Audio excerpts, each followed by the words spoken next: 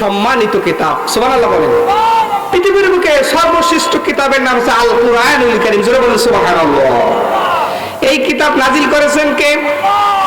আল্লাহ তাআলা বলেন তানজিলুম মির রাব্বিল আলামিন। এই কিতাব নাজিল করেছেন কে? আল্লাহ তাআলা নাজিল করেছেন। সেই কিতাবের কথা শুনতে এসেছি আমরা, এতে খুশি না বেজার? বলেন আলহামদুলিল্লাহ। আরো জোরে বলেন আলহামদুলিল্লাহ। তাহলে এই কিতাব নাজিল করলেন আল্লাহ। পৃথিবীর বুকে সর্বশ্রেষ্ঠ কিতাব হচ্ছে আল কুরআনুল কারীম। তাহলে এই কিতাব দিয়ে আমাদের জীবন পরিচালনা করা দরকার আছে না? এই কিতাব দিয়ে আমাদের জীবন পরিচালনা করতে হবে। কেননা এই কিতাব শুধু এক খতম তেলাওয়াত করবেন এজন্য এই কিতাব আসে না। হুজুরদেরকে ডেকে এনে কোরআন তেলাওয়াত করে দোয়া করবেন এজন্য এই কিতাব আসে নাই। এই কিতাব এসেছে আপনার পারিবারিক জীবন থেকে রাষ্ট্রীয় জীবন পর্যন্ত, তার মানে আপনার পরিবার থেকে শুরু করে সংসদ পর্যন্ত যত কাজকর্ম আছে এইগুলো এই কোরআন দিয়ে আমাদের করতে হবে। কথা বলেন না কেন? ঠিক কি না? আল্লাহ রাব্বুল আলামিন বলেন কিতাবুন আনজালনা ইলাইকা লিতুখরিজান নাসা মিনাজ-যুলুমাতি ইলান-নূর। এই কিতাব দিয়ে মানুষকে অন্ধকার থেকে আলোর পথে আপনি যাতে মানুষদেরকে বের করে নিয়ে আসতে পারেন, এই কিতাব আমি আল্লাহ রাব্বুল আলামিন আপনার জন্য নাজিল করেছি। সুবহানাল্লাহ। তাহলে বুঝলাম যে কিতাব দিয়ে যদি আমরা জীবন পরিচালনা করি, কিতাবটা আমাদের কি করবে? অন্ধকার থেকে আলোর পথে বেছে বের করে নিয়ে আসবে। তার মানে হচ্ছে জাহান্নামী থেকে জান্নাতের পথে আমাদেরকে নিয়ে আসবে। জোরে বলুন সুবহানাল্লাহ। সম্মানিত ভাইরা আমার, আল্লাহ রাব্বুল আলামিন বলেন এই কিতাব দিয়ে যারা জীবন পরিচালনা করবে না, এই কিতাব দিয়ে যারা পারিবারিক জীবন থেকে রাষ্ট্রীয় জীবন পর্যন্ত সমস্ত ক্ষেত্রে কোরআন ব্যবহার করবে না, আমার ভাইরা এই কোরআন দিয়ে যারা দেশ পরিচালনা করবে না, সমাজ পরিচালনা করবে না, আমার ভাইরা অর্থনৈতিক ব্যবস্থা পরিচালনা করবে না, আল্লাহ রাব্বুল আলামিন বলেন এরা যতই তাহাজ্জুদ পড়ুক না কেন, যতই যাকাত দেখ না কেন, যতই আমার ইবাদত করুক না কেন, এরা হলো টাটকা কাফের। আপনি বলবেন হুজুর এর দলিল আছে? দলিল আছে। আল্লাহ রাব্বুল আলামিন বলেন وَمَن لَّمْ يَحْكُم بِمَا أَنزَلَ اللَّهُ فَأُولَٰئِكَ هُمُ الْكَافِرُونَ।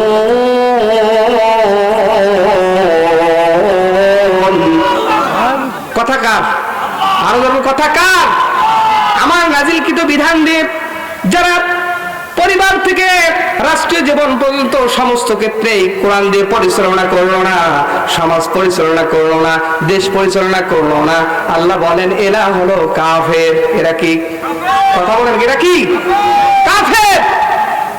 এই কাফের শুধু আপনি তাদেরকে বললেন যে যারা রাষ্ট্রীয় ক্ষমতায় গিয়েছে তারা যদি না চলে ভালো কথা, তারা কাফের হবে, আমাদের কি? আপনি তো এটা বলতে পারেন। কিন্তু কথা হলো আপনার ভোটের মাধ্যমে, আপনার ছেলের মাধ্যমে যাকে আপনি নির্বাচিত করে ওই সংসদে পাঠিয়েছেন, তারা যদি কোরআন দিয়ে রাষ্ট্র পরিচালনা করে তারা যেমন কাফের, আপনি তাকে যেভাবে সিল মেরে ওই ক্ষমতার চেয়ারে বসাছেন আপনিও হয়ে যাবেন কাফের। সম্মানিত ভাইরা আমার, তাহলে এক নাম্বার যারা কোরআন দিয়ে দেশ পরিচালনা করবে না, সমাজ পরিচালনা করবে না, এরা হলো কাফের। দুই নাম্বার আল্লাহ তাআলা বলেন ওয়ামান লাম ইয়াহকুম বিমা আনজালাল্লাহু ফাউলাইকা হুমুয যালিমুন। আমার নাযিলকৃত বিধান দিয়ে যারা রাষ্ট্র পরিচালনা করবে না, দেশ পরিচালনা করবে না, সমাজ পরিচালনা করবে না, এরা হলো জালেম। কথা বলে না কেন? আপনি যদি তাদেরকে সহযোগিতা করেন, পার্লামেন্টে বসিয়ে দেন, চেয়ারে বসিয়ে দেন, ওরাও যেমন জালেম হবে আপনাকেও হতে হবে জালেম। আমার ভাইয়েরা, আল্লাহ রাব্বুল আলামিন অন্য আয়াতে বলেন যারা আমার নাযিলকৃত বিধান দিয়ে রাষ্ট্র পরিচালনা করবে না, দেশ পরিচালনা করবে না, এরা হলো ফাসিক। এরা কি? ফাসিক, তার মানে পাপিষ্ট। আল্লাহ বলে ওয়ামান লাম ইয়াহকুম বিমা আনজালাল্লাহু ফাউলাইকা হুমুল ফাসিকুন।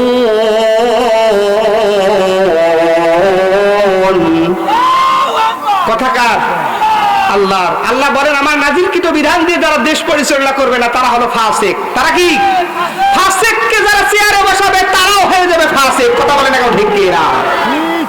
সম্মানিত ভাইরা আমার, আমাদেরকে বুঝে শুনে কাজ করতে হবে।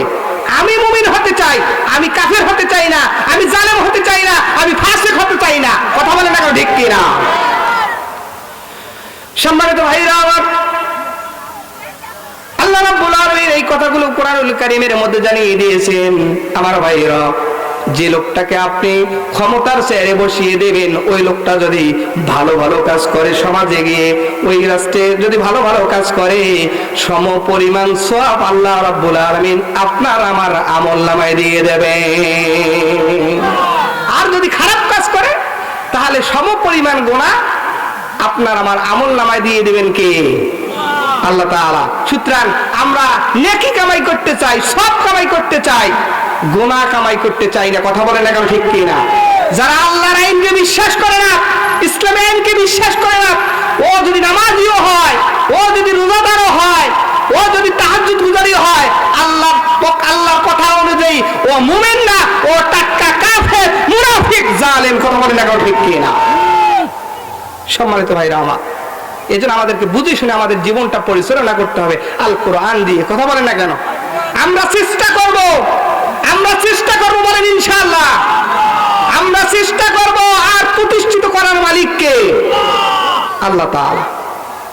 সম্মানিত ভাইরা আমার, আমি পবিত্র কালামুল্লাহ থেকে সূরাতুল ফুরকান থেকে 63 নম্বর আয়াত তেলাওয়াত করেছি। আমি সরাসরি আলোচনায় যেতে চাই, বলেন ইনশাআল্লাহ।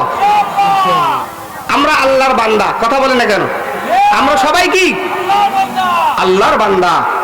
এখানে আওয়ামী লীগের লোক আছে, বিএনপির লোক আছে, জাতীয় পার্টির লোক আছে, চরমনার লোক আছে, জামাত ইসলামের লোক আছে, বিভিন্ন প্রকার দলের লোক আছে না নাই? আছে। সকলেই আমরা আল্লাহর বান্দা। সকলেই আমরা কি? আল্লাহর বান্দা। কিন্তু আল্লাহর বান্দা তো হলে হবে না, আমাদেরকে আল্লাহর প্রিয় বান্দা হতে হবে। কথা বলেন না কেন? আমরা আল্লাহর প্রিয় বান্দা হতে চাই। কি হতে চাই? আল্লাহর প্রিয় বান্দা। তাহলে আল্লাহর প্রিয় বান্দাদের কিছু গুণ আছে না নাই?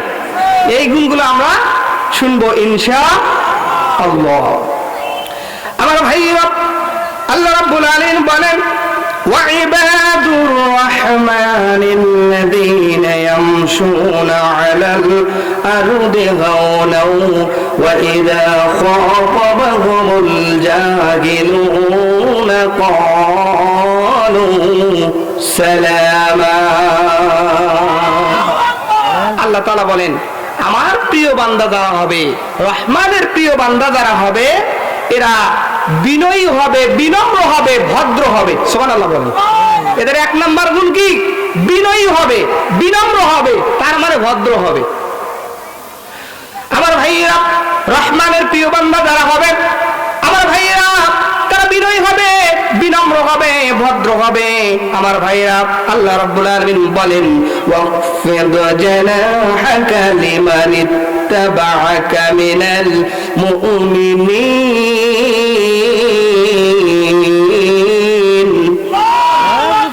আল্লাহ রাব্বুল আলামিন বলেন যারা তোমার অনুসরণ করে, আল্লাহ তার রাসূলকে বলছেন রাসূল তোমাকে যারা অনুসরণ করে আপনি তাদের প্রতি বিনয়ী হন, বিনম্র হন। জোরে বলুন সুবহানাল্লাহ। আমাদেরকে বিনয়ী হতে হবে, বিনম্র হতে হবে, ভদ্র হতে হবে। কথা বলেন না কেন ঠিক কি না?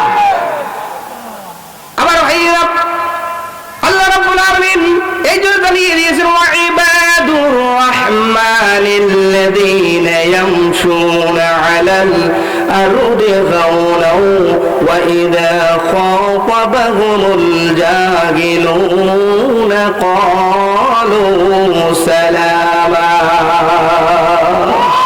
এখন বলেন আমরা আল্লাহর প্রিয় বান্দা হতে চাই কি চাই না? কথা বলেন এখন, চাই কি চাই না? আমরা আল্লাহর প্রিয় বান্দা হতে চাই। আল্লাহর খালেস বান্দা হতে চাই, যদি আমরা আল্লাহর প্রিয় বান্দা হই, তাহলে এই পৃথিবীতে এসে আমাদের সার্থক হবে। মরার সঙ্গে সঙ্গে আল্লাহ কবরটা জান্নাত দিয়ে আবদ্ধ করে দিবেন। জোরে বলুন সুবহানাল্লাহ। আমার ভাইরা, আল্লাহর প্রিয় বান্দা হতে হবে। আল্লাহ রাব্বুল আলামিন বলেন, তোমরা প্রিয় বান্দা হবে। আমার প্রিয় বান্দা যারা হবে তারা বিনয়ী হবে, বিনম্র হবে, তার মানে তারা অহংকার মুক্ত হবে। এরা অহংকারী করবে না। অহংকার করা যাবে। অনেকে আমরা অনেক ভাবে অহংকার করি কি করি না। অনেকে বিশাল সম্পদের মালিক হয়েছিস, সম্পদের গরমে তার ধারের কাছেও যাওয়া যায় না, এরকম লোক আছে না নাই? আবার অনেকে দেখবেন যে স্বাস্থ্য শরীর ভালো, পাতলা মানুষ, তার ওটা গেলে তার মানুষই মনে করে না, এমন লোক আছে না নাই?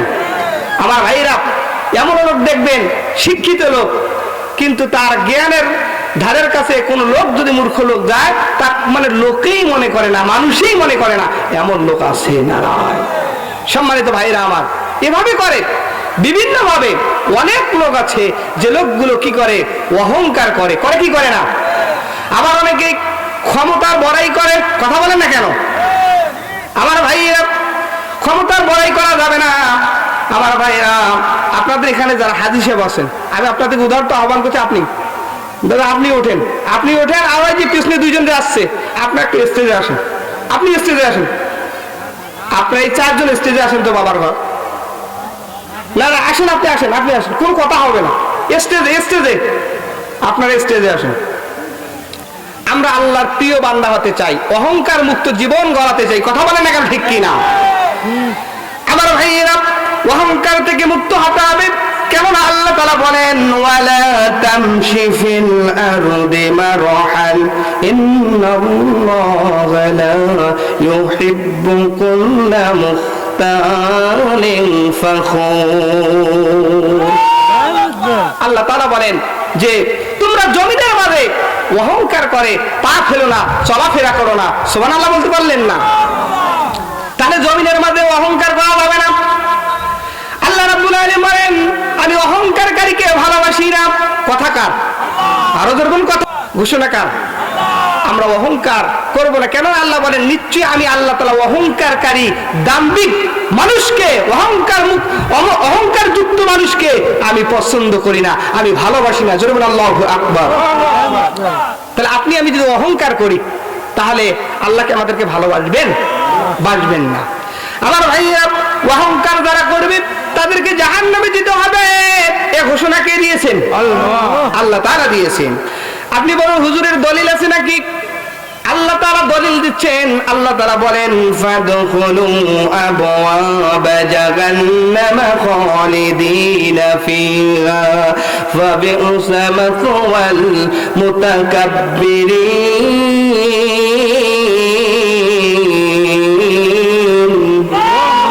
এই ঘোষণা কে দিয়েছেন? আল্লাহ তাআলা বলেন, ফাদখুলু আবওয়াবা জাহান্নামা খালিদিনা ফিহা, তোমরা চিরদিনের জন্য জাহান্নামের দরজা দিয়ে জাহান্নামে প্রবেশ করো। ফাবি'সা মাসওয়াল মুতাকাব্বিরিন, তোমাদের অহংকারের কারণে তোমরা আজকে জাহান্নামে প্রবেশ করো। জোরে বলো না আউযু বিল্লাহ।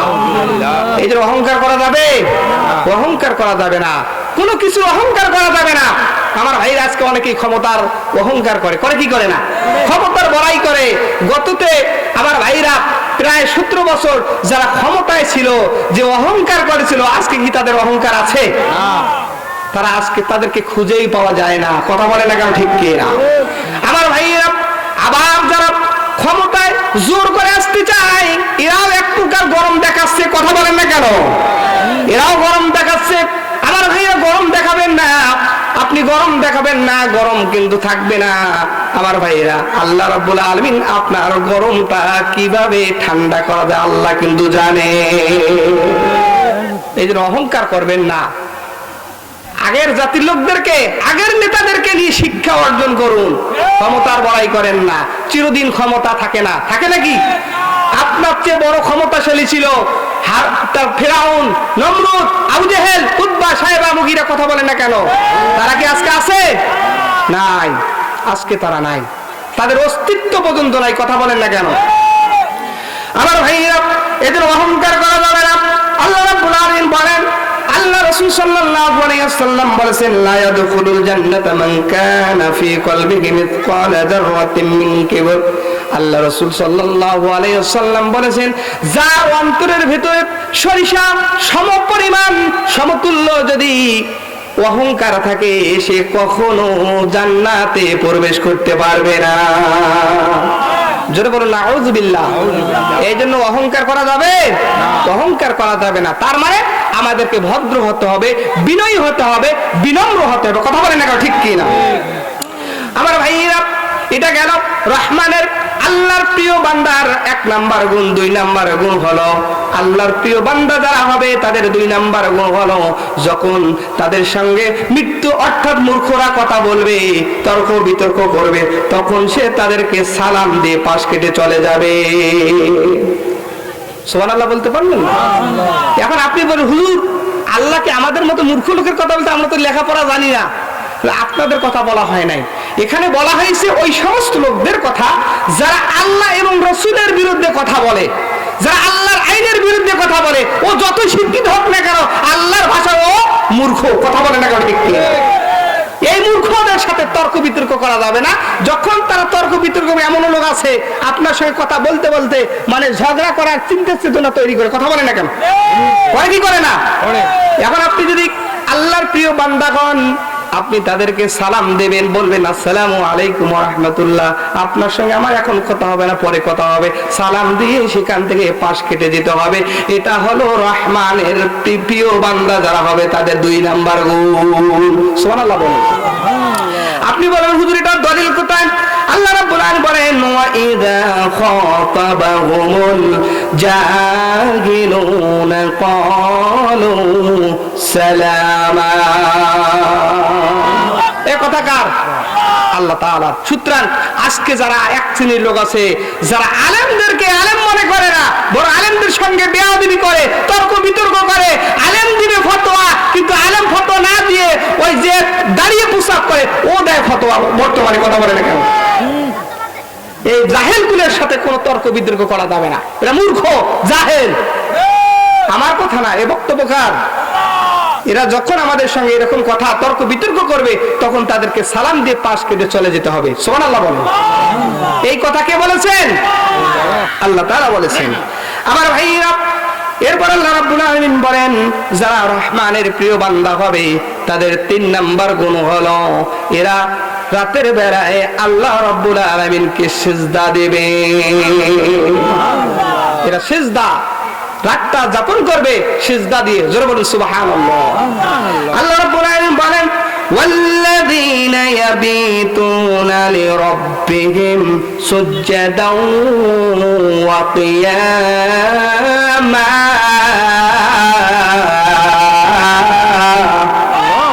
আল্লাহ রাব্বুল আলামিন বলেন রহমানের প্রিয় বান্দা এবং বান্দি যারা হবে, শুধু এখানে বান্দাদের কথা বলা হয় নাই, এখানে মহিলাদেরও কথা বলা হয়েছে। আল্লাহর প্রিয় বান্দা এবং বান্দি যারা হবে তাদের 1 নাম্বার গুণ হলো তারা বিনয়ী হবে, বিনম্র হবে, তার মানে তারা ভদ্র হবে, অহংকার করবে না। 2 নাম্বার গুণ যারা আল্লাহর প্রিয় বান্দা এবং বান্দি হবে তাদের 2 নাম্বার গুণটা হলো যখন জাহেলরা মূর্খরা যখন তর্ক বিতর্ক করবে তখন তাদেরকে সালাম দিয়ে পাশ কেটে চলে যাবে। রহমানের 3 নাম্বার, রহমানের প্রিয় বান্দা এবং বান্দি যারা হবে তাদের 3 নাম্বার গুণটা হলো রাতের বেলায় তারা দাঁড়িয়ে দাঁড়িয়ে আল্লাহকে সিজদা করবে। আমার ভাইরা, আল্লাহ রাব্বুল আলামিন বলেন ওয়াল্লাযীনা ইয়াবিতুনা লিরাব্বিহিম সুজদাও ওয়া কিয়ামা।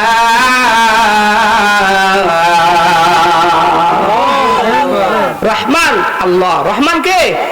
আল্লাহ। আল্লাহর প্রিয় বান্দা বান্দি তারাই হবে যারা রাতের বেলায় আল্লাহকে সিজদা দেয়। সুবহানাল্লাহ বলেন। এখন আপনি আমি মুসলমান হিসেবে দাবি করি, রাতের বেলা তো সিজদা দেওয়া তো দূরের কথা, দিনের মধ্যে 5 বার যে সিজদা দিতে হয় এই সিজদাটুকু আমরা দেই না। কথা বলেন না কেন? তাহলে কিভাবে আল্লাহর প্রিয় বান্দা বান্দি হবো আমরা? বলেন তো ভাই। তাহলে আল্লাহর প্রিয় বান্দা বান্দি হওয়া যাবে? যাবে না। যদি না যায় তাহলে আপনাকে আমাকে কি করতে হবে? 5 ওয়াক্ত নামাজ আদায় করতে হবে, এরপর নফল নামাজ আদায় করতে হবে রাতের বেলায়, তাহলে আল্লাহর প্রিয় বান্দা এবং বান্দি হওয়া যাবে। আমার ভাইরা, হযরত ওমর রাদিয়াল্লাহু তাআলা আনহু হযরত সাঈদ ইবনে আমের রাদিয়াল্লাহু তাআলা আনহুকে হিমসের গভর্নর করে পাঠালেন, মানে হিমসের সরকার করে পাঠালেন। তিনি সেখানে রাষ্ট্র পরিচালনা করবেন। আমার ভাইয়েরা, কিছুদিন যাওয়ার পর হযরত ওমর রাদিয়াল্লাহু তাআলা আনহু হিমসে চলে গেলেন।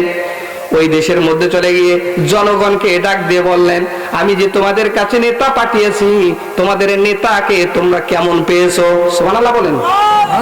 আমার ভাইয়েরা, হিমসবাসীগণ বলল, ওই দেশের জনগণ বলল, আমরা আমাদের নেতার জন্য 4টা অভিযোগ আছে, 4টা অভিযোগ, এই 4টি অভিযোগ আপনাকে শুনতে হবে।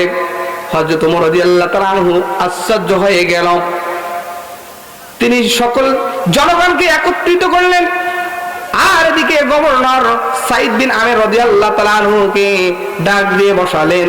হযরত ওমর রাদিয়াল্লাহু তাআলা আনহু এবার হিমসবাসীকে বলছেন, ও জনগণরা, তোমরা বলো তো তোমার নেতার বিরুদ্ধে কি অভিযোগ রয়েছে? হিমসবাসীগণ বললেন, আমিরুল মুমিনিন, আমাদের নেতাকে আমরা পেয়েছি, কিন্তু নেতার বিরুদ্ধে আমাদের 4টা অভিযোগ আছে। তার মধ্যে 1 নাম্বার অভিযোগটা হলো, এই নেতা সকাল বেলায় আমাদেরকে সকাল সকাল দেখা করে না, অনেক বেলা হয়ে আমাদের সঙ্গে সাক্ষাৎ করে। এটা আমাদের 1 নাম্বার অভিযোগ।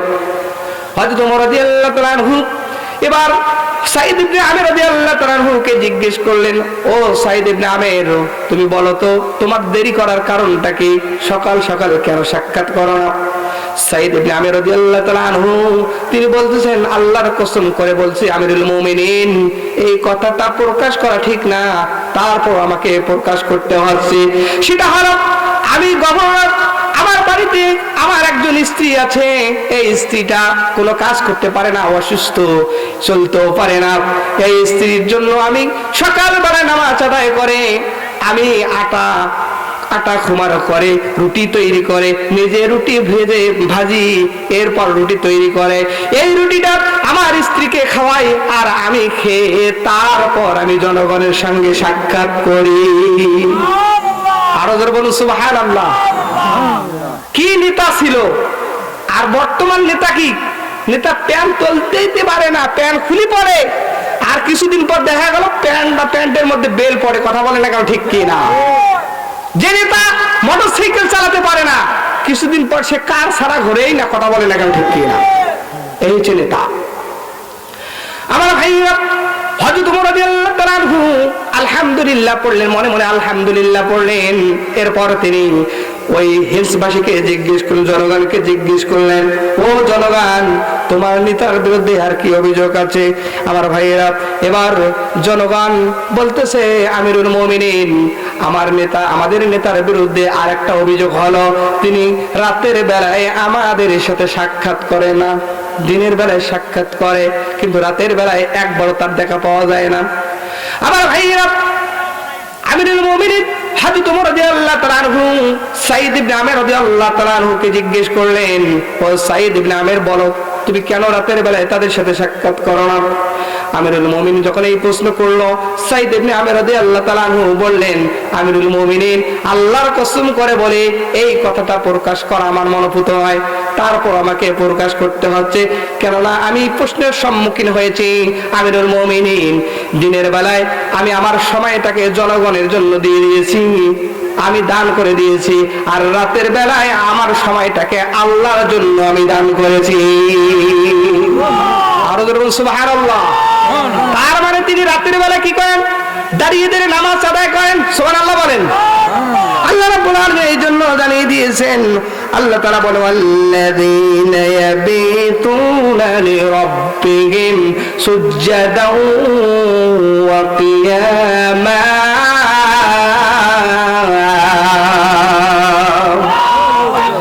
আমার ভাইরা, যারা আল্লাহর প্রিয় বান্দা হবে, আল্লাহর প্রিয় বান্দি হবে, তারা রাতের বেলা আল্লাহকে সিজদা করবে। জোরে বলুন সুবহানাল্লাহ।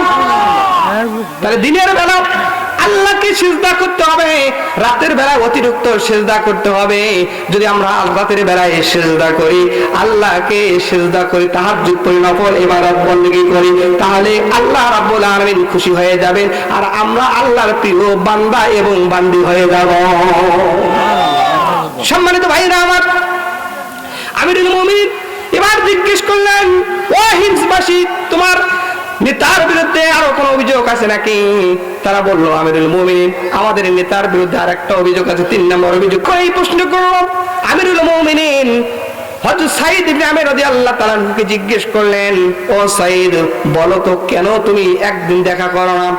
সাঈদ ইবনে আমির রাদিয়াল্লাহু তাআলা বলল, আমিরুল মুমিনিন, আল্লাহর কসম করে বলি, এই কথাটা জনগণের সম্মুখে প্রকাশ করা আমি মনোপুত করি না। তারপর প্রশ্নের সম্মুখীন হচ্ছে, এজন্য আমাকে বলতে হচ্ছে। এই যে আমার একটা জামা দেখতেছেন, এই জামা ব্যতীত আমার আর কোনো জামা নাই। মাসে একদিন আমি এই জামাটা পরিষ্কার করার জন্য ধুই, ধোয়ার পর এটা রোদে দেই, আর এটা যখন শুকায় তারপর ওটা পরিধান করে আমি জনগণের সাথে সাক্ষাৎ করি। আল্লাহু আকবার। এই ছিল নেতা, এই ছিল কি নেতা। আমার ভাইরা, হযরত ওমর রাদিয়াল্লাহু তাআলা আশ্চর্য হয়ে গেলেন, আর মনে মনে আলহামদুলিল্লাহ বলতেছেন, আমি ভালো নেতা পাঠিয়েছি, সুবহানাল্লাহ বলেন। এরপর আমিরুল মুমিনিন হিমসবাসীকে জিজ্ঞেস করলেন, ও হিমসবাসী, ও জনগণ, তোমার নেতার বিরুদ্ধে আরো কোনো অভিযোগ আছে নাকি? তারা বলল, আমিরুল মুমিনিন, আমাদের আরেকটা অভিযোগ আছে, এইটাই শেষ। সেটা হলো, এই নেতা যখন মজলিসে বসে থাকে, হঠাৎ করে তিনি কেন যেন অজ্ঞান হয়ে পড়ে যান, মাঝে মাঝে অজ্ঞান হন। কেন অজ্ঞান হন? আমার ভাইরা যখন এই কথা বললো, আমিরুল মুমিনিন হযরত ওমর রাদিয়াল্লাহু তাআলা আনহু সাঈদ ইবনে আমিরকে জিজ্ঞেস করলেন, সাঈদ, কি ব্যাপার, কেন তুমি মাঝে মাঝে মজলিসে অজ্ঞান হয়ে যাও, এর কারণটা কি? সাঈদ ইবনে আমির রাদিয়াল্লাহু তাআলা আনহু একই কথা বললেন। শেষমেশ তিনি বললেন, আমিরুল মুমিনিন, যখন আমি ইসলাম কবুল করি নাই, সেই সময় আমি দেখেছি কাফির মুশরিকরা ষড়যন্ত্র করে, বাটপারি করে হযরত খুবাইব রাদিয়াল্লাহু তাআলা আনহু কে মদিনা থেকে মক্কায় নিয়ে আসেন, এনে তার উপর অত্যাচার শুরু করে দেন, এমনকি তাকে শুলি কাস্টে ঝুলিয়েছিল। একদিন আমি দেখলাম তাকে বন্দী করে রাখা হলো 3 দিন পর্যন্ত ঘরের মধ্যে কোনো বাতি নাই, কোনো খাবার দেওয়া হয় নাই। কাফের মুশরিকরা মনে করেছিল, আমরা যদি তাকে খাবার না দেই আর ঘরের মধ্যে কোনো যদি বাতি না থাকে, আলো না থাকে, সে না খেয়ে মরবে। একদিন আমি চুপ করে রাতের বেলা এসে দেখি ওই ঘরটার মধ্যে এত সুন্দর আলো আমি জীবনেই দেখি না। আমার ভাইরা, যখন সাঈদ ইবনে আমির রাদিয়াল্লাহু তাআলা আনহু বললেন, আমিরুল মুমিনিন, আমি দেখলাম তাকে তো খাবার দেওয়া হয় নাই, কিন্তু ওই সাঈদ ইবনে আমির বলতেছে, আমিরুল মুমিনিন, খুবাইব রাদিয়াল্লাহু তাআলা আনহু এত সুন্দর সুন্দর ফল কে যেন তাকে দিয়েছে, মনে হয় আল্লাহ রাব্বুল আলামিন জান্নাত থেকে তাকে আঙ্গুর ফল দিয়েছে। এই আঙ্গুর ফল সে খেয়েছে, সুবহানাল্লাহ বলেন। বেহেশতের যে আঙ্গুর আল্লাহ তাআলা হযরত খুবাইব রাদিয়াল্লাহু তাআলা আনহুকে খাওয়াইয়ে দিয়েছেন, জোরে বলুন সুবহানাল্লাহ। আমার ভাইয়া, যখন সে মৃত্যুবরণ করল, কাফির মুশরিকরা জনগণের সামনে তাকে শুলি কাস্তে চড়াবে।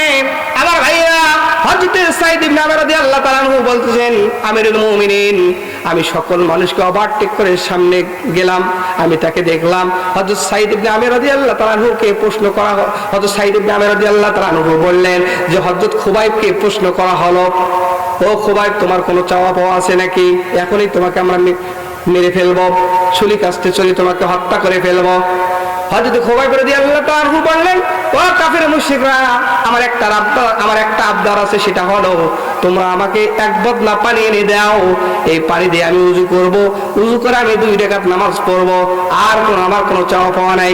কাফির মুশরিকরা 1 বদনা পানি এনে দিল, এই সুন্দর করে ওযু করলো, ওযু করে 2 রাকাত নামাজ আদায় করলো। নামাজ আদায় করে কাফেরদেরকে উদ্দেশ্য করে বলছিল, ও কাফেররা, তোমরা যদি মনে না করতে যে আমি নামাজের ভয়, মৃত্যুর ভয়ে নামাজ লম্বা করতেছি, তাহলে আমি সংক্ষিপ্ত নামাজ পড়তাম না, আমি নামাজটা আরো লম্বা করতাম।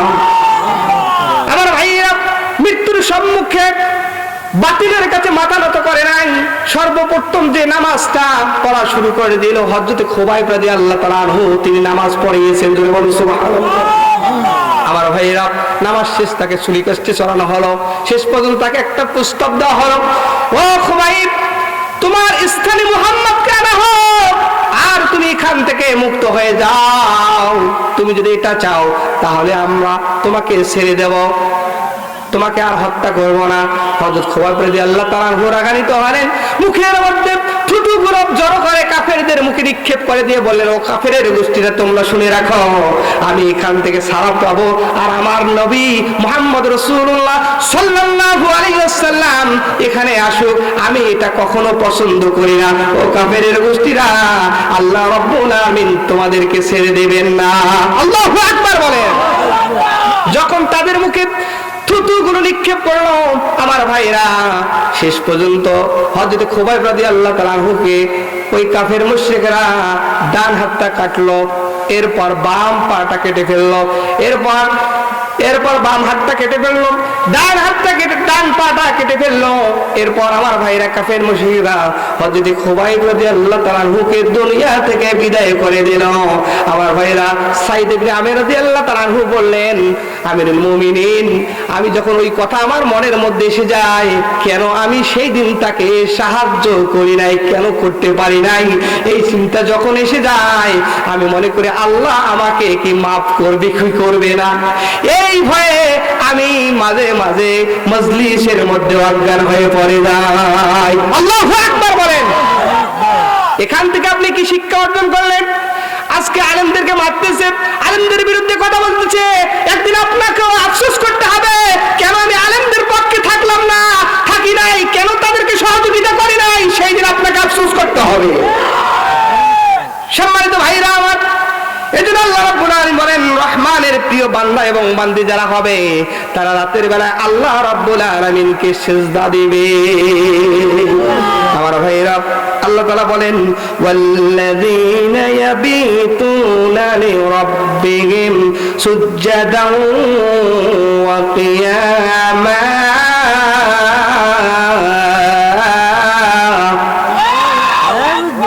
আমার ভাইরা, আল্লাহ তাআলা প্রিয় বান্দা এবং বান্দি যারা হবে তাদের 3 নাম্বার গুণটা হলো তারা রাতের বেলায় সিজদায় দাঁড়িয়ে সিজদা করবে, দাঁড়িয়ে দাঁড়িয়ে নামাজ আদায় করবে, নফল নামাজ আদায় করবে, তাহাজ্জুদ আদায় করবে। জোরে বলুন আল্লাহু আকবার। আমার ভাইরা, আল্লাহর প্রিয় বান্দা বান্দি হতে গেলে আমাদেরকে সর্ব অবস্থা আল্লাহকে ভয় করতে হবে। কি করতে হবে? আল্লাহকে ভয় করতে হবে।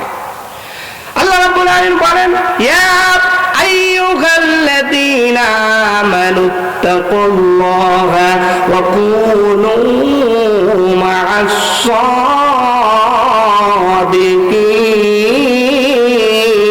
সাদিকিন। হে ঈমানদার বান্দাগণ, তোমরা আল্লাহকে ভয় করো, ওয়া কুনু মা'আস সাদিকিন, আর সত্যবাদীদের সাথে বন্ধুত্ব করো। সুবহানাল্লাহ বলেন। সত্যবাদী কারা? যারা ইসলামের পক্ষে কথা বলেন, ইসলাম দিয়ে জীবন পরিচালনা করে, সদা সত্য কথা বলেন, এদের পক্ষে যারা বন্ধুত্ব করবে, এদেরকে নিয়ে যারা বন্ধুত্ব করবে তারাই মুত্তাকি। আল্লাহ তাদেরকে জান্নাত দান করবে। এটা কি আমার কথা? আল্লাহর কথা। সম্মানিত ভাইরা আমার, আল্লাহকে ভয় করতে হবে। আল্লাহকে ভয় করতে হলে তাহলে যদি আমরা আল্লাহকে ভয় করতে চাই, ওয়াকুদু মা'আস সাদিকিন, সত্যবাদীদের সাথে সঙ্গী হও, তাদের সাথে বন্ধুত্ব করো। এখন আমরা আলেমদের সাথে বন্ধুত্ব করি না, সত্য কথা যারা বলে তাদের সাথে বন্ধুত্ব করি না, যারা মানুষের তৈরি করা আইনের পক্ষে স্লোগান দেয়, কথা বলে, আমরা তাদেরকে বন্ধু হিসেবে গ্রহণ করি। কথা বলেন না? তাহলে ঈমানদার বান্দা হওয়া যাবে? আল্লাহর প্রিয় বান্দা এবং বান্দি হওয়া যাবে না। সম্মানিত ভাইরা আমার, এদের সর্ব অবস্থায় আল্লাহর প্রতি বিশ্বাস স্থাপন করতে হবে, আল্লাহকে ভয় করতে হবে। হযরত ওমর রাদিয়াল্লাহু তাআলা আনহু তিনি যখন রাজত্ব চালান, অর্থাৎ দেশ পরিচালনা করেন, ওই সময় একদিন তিনি রাতের বেলা খোঁজ নিচ্ছেন। খোঁজ নিতে নিতে তিনি দেখলেন একটা তাঁবুর নিচ থেকে, একটা ঘর থেকে একটা গানের আওয়াজ আসতেছে। হযরত ওমর রাদিয়াল্লাহু তাআলা আনহু চিন্তা করলেন, আমি রাষ্ট্র পরিচালনা করি কোরআন দিয়ে, আর আমার রাষ্ট্রে অশ্লীল গান কে গায়? রাগ হয়ে গিয়েছেন। আমার ভাইয়েরা, শেষ পর্যন্ত ওই ঘরের মধ্যে বেড়া ভেঙে ঘরের মধ্যে প্রবেশ করেছে। আমার ভাইয়েরা, ঘরের মধ্যে যখন প্রবেশ করলো, হযরত ওমর রাদিয়াল্লাহু তাআলা আনহু পরিচয় দিলেন না। তিনি বললেন, এই মেয়ে তুমি কেন এই দেশের মধ্যে গান গাইতেছো? গভীর রাতে ঘরের মধ্যে কেন গান গাচ্ছ? তুমি জানো না এই রাষ্ট্রটা হযরত ওমর রাদিয়াল্লাহু তাআলা আনহু তিনি পরিচালনা করেন কোরআন দিয়ে। সুবহানাল্লাহ বলেন, একটু জিকির করে লা ইলাহা ইল্লাল্লাহ, লা ইলাহা ইল্লাল্লাহ, সুবহানাল্লাহ, লা ইলাহা ইল্লাল্লাহ। মা বোনেরা, আপনাদের প্যান্ডেলে জায়গা হচ্ছে না, অনুগ্রহপূর্বক সামনের মা বোনেরা একটু আরো সামনে এগিয়ে যান, পেছনে মা বোনদেরকে বসার সুযোগ করে দেন। লা ইলাহা সুবহানাল্লাহ। হাজী সাহেব আপনি উপরে আসেন, দাদা উপরে আসেন, উপরে আসেন, উপরে। সম্মানিত ভাইরা, আবার হযরত ওমর রাদিয়াল্লাহু তাআলা আনহু ঘরের মধ্যে যখন প্রবেশ করেছেন, তিনি বললেন, তুমি কি জানো না এই রাষ্ট্র পরিচালনা যিনি করেন তিনি হলেন ওমর, আর তিনি আল্লাহর কোরআন দিয়ে রাষ্ট্র পরিচালনা করেন। তুমি কি জানো না এখানে অপরাধ? তুমি অশ্লীল গান গাচ্ছ, এটা তো অপরাধ। মেয়েটি বললেন, ও পথিক, আপনাকে তো আমি চিনি না, কিন্তু একটা কথা হলো আমি গান গেয়ে একটা অপরাধ করেছি, কিন্তু আপনি আমার ঘরের মধ্যে প্রবেশ করে 3টা অপরাধ করেছেন। আল্লাহু আকবার বলেন, আরো জোরে আল্লাহু আকবার। আমার ভাইয়া, মেয়েটি বলতেছে, আমি সূরা লুকমানের একটা আয়াত লঙ্ঘন করেছি। আল্লাহ তাআলা বলেন, ওয়া মিনান নাসি মান ইয়াশতারি লাহুল হাদিসি লিয়ুদিল্লা আন সাবিলিল্লাহি বিগাইরি ইলম ওয়া ইয়াত্তাখিযুহা হুজুওয়ান উলাইকা লাহুম আযাবুম মুহিন।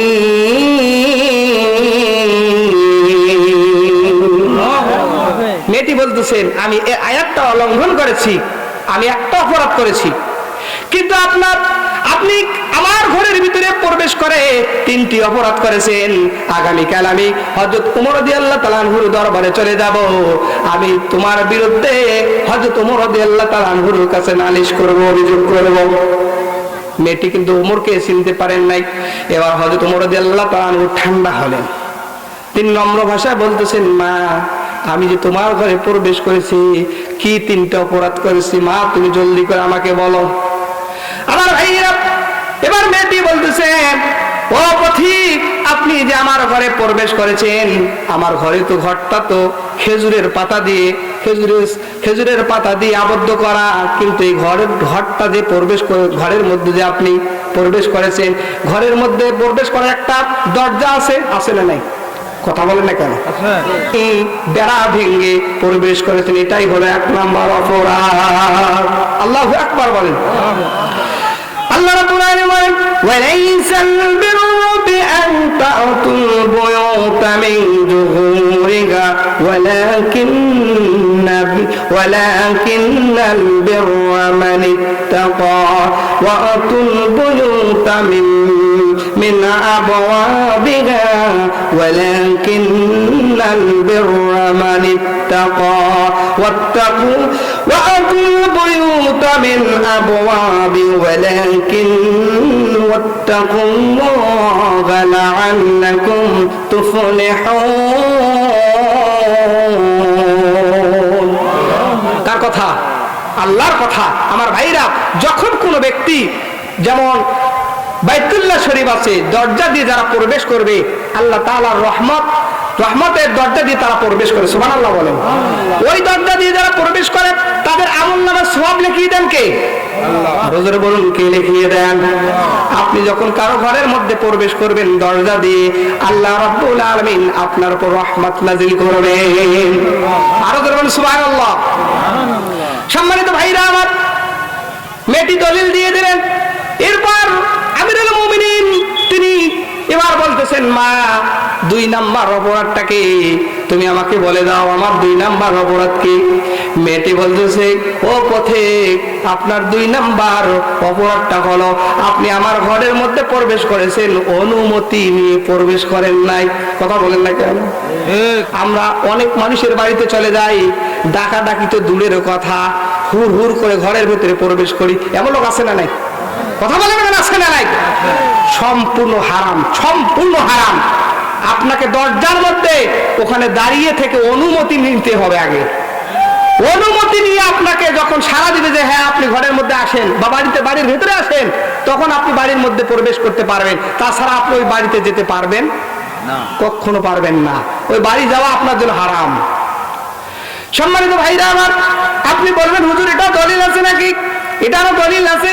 আল্লাহ রাব্বুল আলামিন সুন্দর করে জানিয়ে দিয়েছেন, ইয়া আইয়ুহাল্লাযীনা আমানু লা তাদখুলু বুয়ুতান গায়রা বুয়ুতিকুম হাত্তা তাস্তানিসু ওয়া তুসাল্লিমু আলা আহলিহা যালিকুম খায়রুল লাকুম লাআল্লাকুম তাযাক্কারুন। কার কথা? আরো যখন কার কথা? আল্লাহ বলছেন, হে ঈমানদার বান্দাগণ, তোমরা তাদের ঘরে প্রবেশ করো না যে ঘর থেকে তোমরা যখন তাদেরকে অনুমতি চাইবে অনুমতি দিবে না, ওই ঘরের মধ্যে তোমরা প্রবেশ করবে না। জোরে বলো আল্লাহু আকবার। এই কথাটা কার? সুতরাং আপনি আপনার একজন বাড়ি গিয়েছেন, আপনার বন্ধুর বাড়িতে গিয়েছেন, অবশ্যই আপনি তাকে ডাক দিবেন, বন্ধু তুমি বাসায় আছো? অন্তত এই কথাটা বলা দরকার। কথা বলে না কেন? যদি বলতে হ্যাঁ আছে বা নাই, যা আছে, তখন আপনি বলবেন আমি কি বাড়ির ভেতরে যেতে পারি? অথবা আপনার বন্ধুটা আপনাকে ডাক দিয়ে যে বন্ধু আসো, তুমি বাড়ির ভেতরে আসো, তাহলে আপনি ওই বন্ধুর বাড়িতে যেতে পারবেন। তাছাড়া অন্যের বাড়িতে, আপনার বন্ধুর বাড়িতে যেটাই হোক না কেন, অনুমতি ছাড়া আপনি তাদের বাড়িতে ঢুকতে পারবেন না। এই কথা কে বলেছেন? আরো ধরুন কে বলেছেন? আমার ভাইরা, এরপর আমিরুল মুমিনিন এবার বলছেন, মা 3 নাম্বার অপরাধটা কি? এবার আমিরুল মুমিনিন যখন এই প্রশ্ন করলেন, মহিলাটি বলছেন, মেয়েটি বলছেন, 3 নাম্বার অপরাধটা হলো আপনি ঘরের মধ্যে প্রবেশ করেছেন কিন্তু আপনি তো সালাম দেন নাই। সুবহানাল্লাহ বলতে পারলেন? তাহলে কারো বাড়িতে যখন ঢুকবো আমরা অবশ্যই আগে সালাম দিতে হবে। কথা বলেন না? সালাম দিতে হবে, এরপর অনুমতি নিতে হবে। কথা বলেন না কেন? আল্লাহ রাব্বুল আলামিন জানিয়ে দিয়েছেন, ফাইদা দাখালতুম বুয়ুতান ফাসাল্লিমু আলা আনফুসিকুম তাহিয়্যাতাম মিন ইনদিল্লাহি মুবারাকান তাইয়্যিবা। আল্লাহু আকবার। যখন আপনি কারো ঘরের মধ্যে প্রবেশ করবেন অবশ্যই সর্বপ্রথম আপনাকে সালাম দিতে হবে। আপনি বলবেন আসসালামু আলাইকুম ইয়া আহলাল বাইত। আপনি এভাবে সালাম দিবেন, আসসালামু আলাইকুম। কথা বলেন, ওখানে কি রে? ওটা কি মোবাইল? ফাজলিমি করা যাবে না ভাই, এটা কোরআনের মাহফিল, এখানে মোবাইল টিপা যাবে না। সম্মানিত ভাইরা আমার, তাহলে কারো ঘরে বাড়িতে যদি আপনি যান, তাহলে সর্বপ্রথম আপনাকে বলতে হবে আসসালামু আলাইকুম ইয়া আহলাল বাইত। এরপর আপনি সালামের জবাব যদি আসে, তারপর আপনি বলবেন, ভাই আমি কি বাড়িতে যেতে পারি? যদি বলে হ্যাঁ আপনি আসেন, তাহলে আপনি বাড়িতে যেতে পারবেন। কথা বলে না কেন? তাছাড়া আপনি বাড়িতে যে প্রবেশ করতে পারবেন, ফিরে আসতে হবে আপনাকে। 3 বার আপনি বলবেন আসসালামু আলাইকুম ইয়া আহলাল বাইত, 3 বার বলবেন। কোনো সারা শব্দ যদি না আসে, তাহলে আপনাকে ফিরে যেতে হবে, ওই বাড়ির মধ্যে প্রবেশ করা যাবে না। আবার আমাকে আন্তর্কি দেখি, কথা বলে না কেন? এই কাজ করা যাবে না। সম্মানিত ভাইরা আমার, এবার মেয়েটি যখন এই কথা বললো, এবার আমিরুল মুমিনিন বলছেন, মা তুমি আগামীকাল তো ওমরের দরবারে যাবে, ওখানে আমাকে দেখতে পাবে, কিন্তু একটা প্রশ্ন হলো, মা তুমি যে গান গাইতেছিলে এর রহস্যটা কি? মহিলাটি বলতেছে, মেয়েটি বলতেছে, ও পথিক, আমার স্বামীর সঙ্গে আমার বিয়ে হওয়ার পর, বাসর না হওয়ার পর, বাসর হয় নাই এমন সময় হযরত ওমর রাদিয়াল্লাহু তাআলা আনহু ডাক দিয়েছেন যুদ্ধের ময়দানে যেতে হবে। 1 মাস 2 মাস করে 9 মাস অতিবাহিত হলো, কিন্তু আমার স্বামীর সঙ্গে আমার আর কোনো সাক্ষাৎ হয় নাই, এই কারণে আমি গান গাইতেছি। আমিরুল মুমিনিন এবার কেঁদে কেঁদে বলছেন, মা তোমার স্বামীর নাম কি? আমার ভাইরা এবার যখন মেয়েটি বললো আমার স্বামীর নাম হলো আব্দুল্লাহ ইবনে সাদ রাদিয়াল্লাহু তাআলা আনহু। আল্লাহু আকবার। আমার ভাইরা, এবার আমিরুল মুমিনিন বাসায় চলে গেলেন, তার মেয়েকে বললেন, হাফসা রাদিয়াল্লাহু তাআলা আনহাকে জিজ্ঞেস করলেন, মা একজন মেয়ে স্বামী ছাড়া কতদিন থাকতে পারে? হযরত হাফসা রাদিয়াল্লাহু তাআলা আনহু বললেন, বাবা একজন মেয়ে স্বামী ছাড়া মাত্র 4 মাস থাকতে পারেন, এর বেশি দিন থাকতে পারে না। আল্লাহু আকবার। এখান থেকে আপনাকে শিক্ষা নিতে হবে। বিয়ে করবেন, আপনি আমেরিকা চলে যাবেন, অন্যান্য দেশে চলে যাবেন, কিন্তু বিয়ে যদি করে যদি আপনি মেয়েকে এখানে রেখে চলে যান, এই কাজটা করা যাবে না। আপনার স্ত্রীকে সঙ্গে নিয়ে যেতে হবে অন্য দেশে। কথা বলেন না কেন? কথা বলেন না কেন? ঠিক কি না?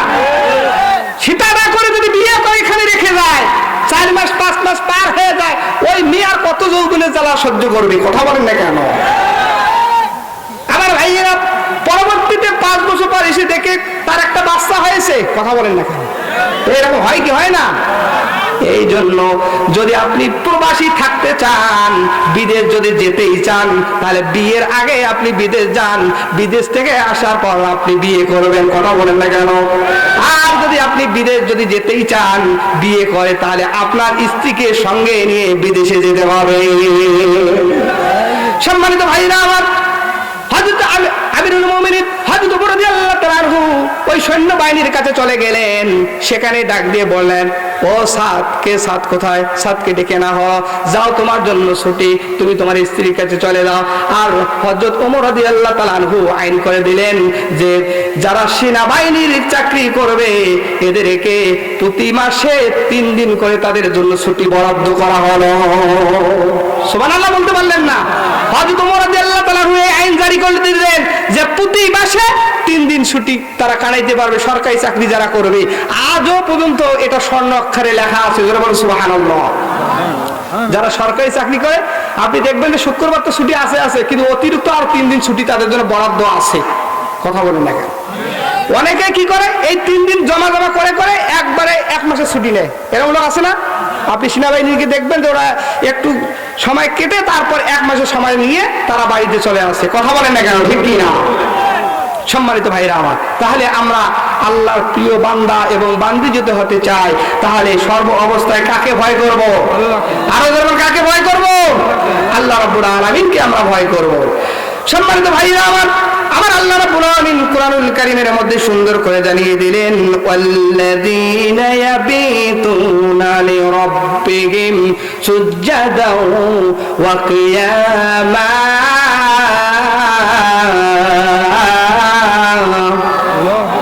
রহমান আল্লাহর প্রিয় বান্দা এবং বান্দি যারা হবে তাদের 3 নাম্বার গুণটা হলো তারা রাতের বেলায় আল্লাহকে সিজদা করবে। আল্লাহু আকবার। তার মানে নফল নামাজ পড়বে, নফল ইবাদত বন্দেগী করবে। আমার ভাইয়েরা, আল্লাহর প্রিয় বান্দা বান্দি যারা হবে, আল্লাহ রহমানের প্রিয় বান্দা বান্দি যারা হবে, তাদের 4 নাম্বার গুণটা হলো তারা আল্লাহ রাব্বুল আলামিনের কাছে জাহান্নাম থেকে মুক্তি কামনা করবে। সুবহানাল্লাহ বলতে পারলেন না? আল্লাহর প্রিয় বান্দাই তো আল্লাহর কাছে মুক্তি কামনা করে। কথা বলেন না কেন? আর বোঝেন এই কথা? আপনি যদি আল্লাহর প্রিয় বান্দা বান্দি হতে চান, তাহলে সর্ব অবস্থায় আল্লাহর কাছে বলবেন, আল্লাহ জাহান্নামের আগুন থেকে আপনি আমাকে হেফাজত করুন, বাঁচিয়ে দেন, আমি জাহান্নামে যেতে চাই না। এটা হলো আল্লাহর প্রিয় বান্দা বান্দির মুক্তির কামনা। কথা বলেন না কেন? ঠিক কি না? আমার ভাইয়েরা, আল্লাহ রাব্বুল আলামিন বলেন, والذين يقولون ربنا اصرف عنا عذاب جهنم إن عذابها كان غراما إنها ساءت مستقرا ومقاما।